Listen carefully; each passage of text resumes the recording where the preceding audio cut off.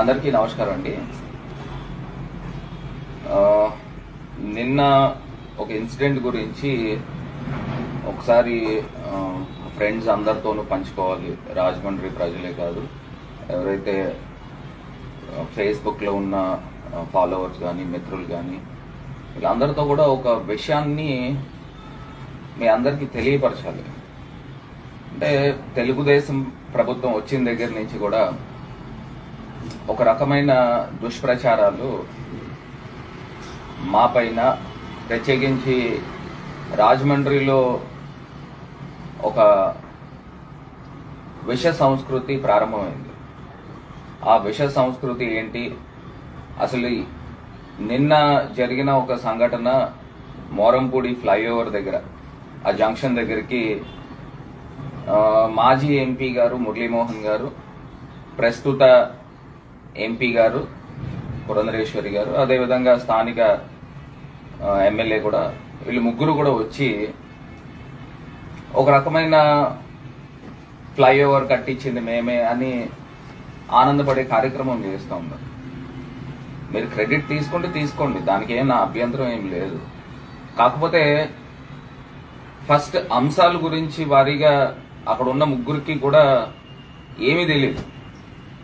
అసలు national highway తాలూకా sanctions ఎట్లాగైతాయి ఏంటి అనే అంశాల గురించి, అంటే విత్ డ్యూ రెస్పెక్ట్, ఎందుకంటే మురళీమోహన్ గారు ఫాదర్ ఫిగర్ లాంటి వాళ్ళు, అదేవిధంగా పురంధరేశ్వరి గారు కూడా ఒక మాతృమూర్తి లాగే.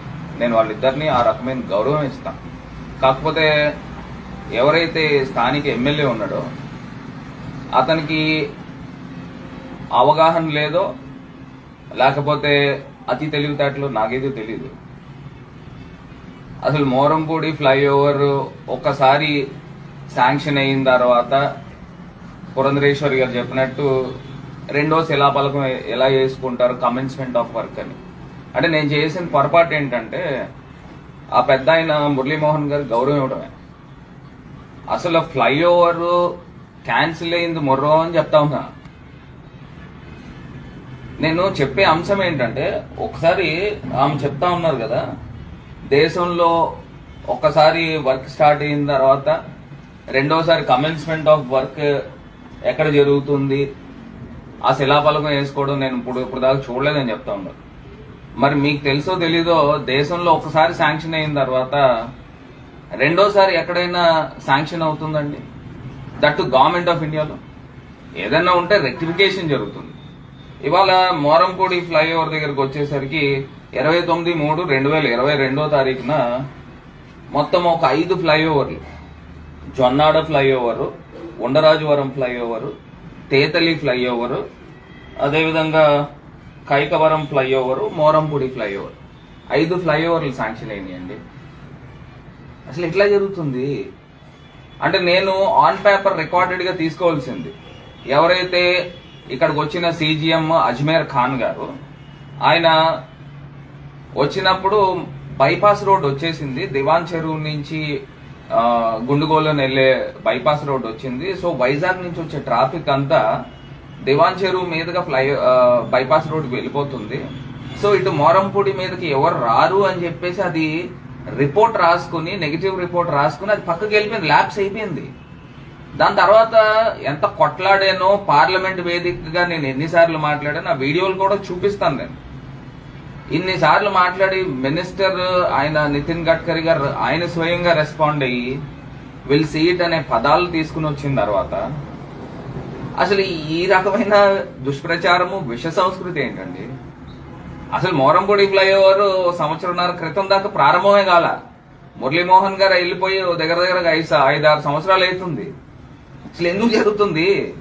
ఇలా చెప్తా ఉన్నాను. 5 ఫ్లైఓవర్లు ఇగో శాంక్షన్ కాపీ తీసుకోండి, చూడండి.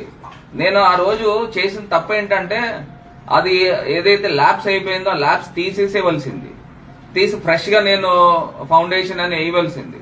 అంటే అక్కడ ఉన్న అధికారులు ఫస్ట్ ఎందుకు క్యాన్సిల్ అయింది, దాని తర్వాత ఎందుకు మళ్ళీ రీశాంక్షన్ అయ్యింది, మళ్ళీ వాళ్ళ పైన అనవసరమైన మెమోలు పడతాయని నేను దానిపైన ఉపేక్షించాను. ఫస్ట్ సబ్జెక్ట్ పూర్తిగా తెలుసుకోండి. ఇంకొక అంశం ఏం చెప్తా ఉన్నారంటే, ఒక దుష్ప్రచారము, మురళీమోహన్ గారు ఫౌండేషన్ స్టోన్ అక్కడ పెట్టించారు, అది నేను వచ్చిన తర్వాత తొలగించాననే ఒక ప్రచారం చేస్తూ ఉన్నారు. అది కూడా నాకు నిజంగా చాలా బాధ అనిపిస్తూ ఉంది. ఇప్పుడు నేను తీసాను ఫౌండేషన్ స్టోన్.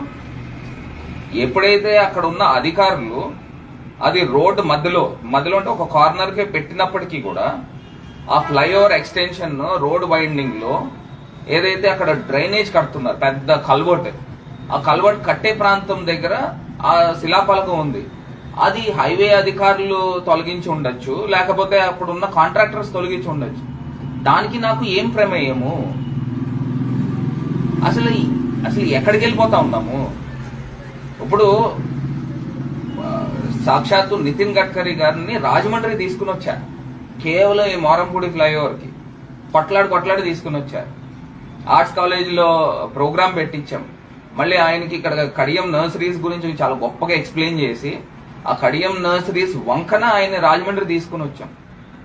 ఇంత కార్యక్రమం చేసి ఈ రకంగా చేస్తే సాధించింది మేమే, గుండెల మీద చేతులు వేసుకుని చెప్పండి. నేను కాదని అనట్లేదు, మీరు తిరిగి ఉంటారు ఫ్లైఓవర్ గురించి, కాకపోతే జరిగిన వాస్తవాలు ఇవ్వండి. దీన్ని ఏదో మనం పక్కదారి పట్టిద్దాము, సార్ క్రెడిట్ తీసుకోవాలంటే తీసుకోండి, దాని పోయిందే ఉంది. కాకపోతే జరిగిన వాస్తవాలు ప్రజల ముందర పెడతా ఉన్నా. అక్కడ ఏంటంటే ఎలా ఉందనంటే అక్కడ ఉన్న ముగ్గురికి కూడా పూర్తి స్థాయి నేషనల్ హైవేస్ గురించి కానీ లేకపోతే అక్కడ ఉన్న సిస్టమ్స్ గురించి కానీ అవగాహన లేదు అని నేను అనుకోవాలా. ఇప్పుడు పురంధరేశ్వరి గారు ఇప్పుడు ఏదైతే సక్సెసర్ ఎంపీ కింద వచ్చారు కాబట్టి ఆమె కూడా ఇంకా చేయాల్సిన కార్యక్రమాలు చాలా ఉన్నాయి. ఏదైతే నేషనల్ హైవే గురించి నేను మాట్లాడాల్సి వస్తే, నేను సుమారుగా 4 ఫ్లైఓవర్లు మే 17, 2023 ఇది అబౌట్ టు శాంక్షన్. ఈ కాపీస్ ఇది ఏమిటంటే, ఒకటి లాలా చెరువు ఫ్లైఓవర్, నెక్స్ట్ ఇక్కడ ఐటీసీ అంటే ఇక్కడ బెస్ట్ ప్రైజ్ ఓఎన్జీసీ దగ్గర జంక్షన్ ఉంది, ఐటీసీ జంక్షన్, ఫ్యూచర్ కిడ్స్ స్కూల్కి వెళ్ళేది, పిడింగోయ వెళ్ళేది, అది ఆ జంక్షన్. అదేవిధంగా బొమ్మూరు జంక్షన్, వేమగిరి జంక్షన్ కి, ఈ 4 జంక్షన్లకి సుమారుగా 345 కోట్ల రూపాయలు శాంక్షన్. దీన్ని అట్ ద ఎర్లియస్ట్ సాధించే ప్రయత్నం చేయండి. అది తీసుకుని వచ్చి ఇప్పుడు నా టైంలో నేనైనా మినిస్టర్ గారిని రిక్వెస్ట్ చేసి శిలాఫలకానికి తీసుకురావాలి, కాకపోతే అది ఎలక్షన్స్ దగ్గర వచ్చేసింది. ఎందుకంటే మే 17, 2023 ఇది ఆల్మోస్ట్ బోర్డుకు వెళ్ళింది. మళ్ళీ దాని తర్వాత భారత్ మాల బడ్జెట్ కానీ లేకపోతే నేషనల్ హైవే బడ్జెట్స్ కానీ ఇవాపరేట్ అయిపోయినాయి. సో ఆ బడ్జెట్స్ పెట్టలేక ఇది అయింది. లేకపోతే ఇది కూడా ఈ 4 ఫ్లైఓవర్లకు కూడా నేనే తీసుకుని వచ్చి శిలాఫలకం వేసి టెండర్స్ కాల్ఫర్ చేయాలి. దీనిపైన మీరు వర్క్ స్టార్ట్ చేయండి. 345 కోట్ల రూపాయలు శాంక్షన్.